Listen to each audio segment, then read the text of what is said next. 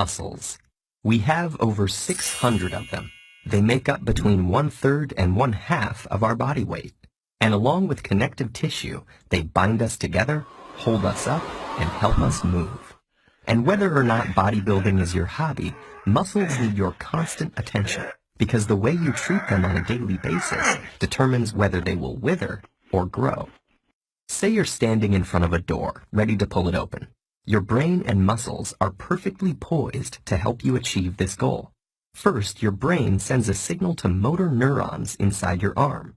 When they receive this message, they fire, causing muscles to contract and relax, which pull on the bones in your arm and generate the needed movement. The bigger the challenge becomes, the bigger the brain's signal grows, and the more motor units it rallies to help you achieve your task. But what if the door is made of solid iron?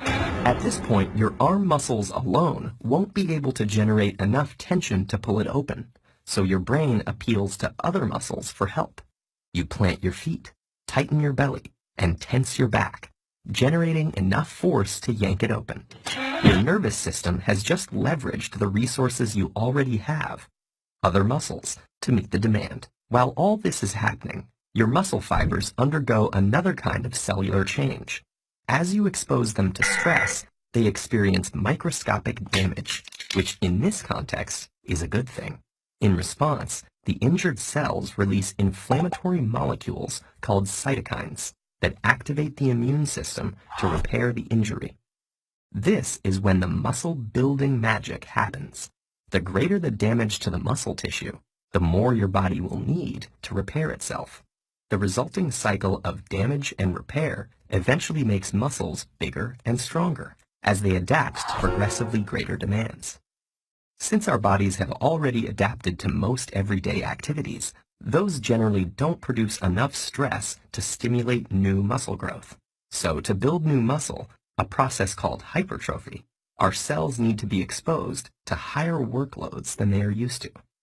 In fact, if you don't continuously expose your muscles to some resistance, they will shrink, a process known as muscular atrophy. In contrast, exposing the muscle to a high degree of tension, especially while the muscle is lengthening, also called an eccentric contraction, generates effective conditions for new growth. However, muscles rely on more than just activity to grow. Without proper nutrition, hormones, and rest, your body would never be able to repair damaged muscle fibers. Protein in our diet preserves muscle mass by providing the building blocks for new tissue in the form of amino acids. Adequate protein intake, along with naturally occurring hormones like insulin-like growth factor and testosterone, help shift the body into a state where tissue is repaired and grown. This vital repair process mainly occurs when we're resting, especially at night while sleeping. Gender and age affect this repair mechanism, which is why young men with more testosterone have a leg up in the muscle-building game. Genetic factors also play a role in one's ability to grow muscle. Some people have more robust immune reactions to muscle damage and are better able to repair and replace damaged muscle fibers, increasing their muscle-building potential.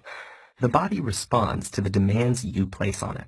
If you tear your muscles up, eat right, rest, and repeat, you'll create the conditions to make your muscles as big and strong as possible.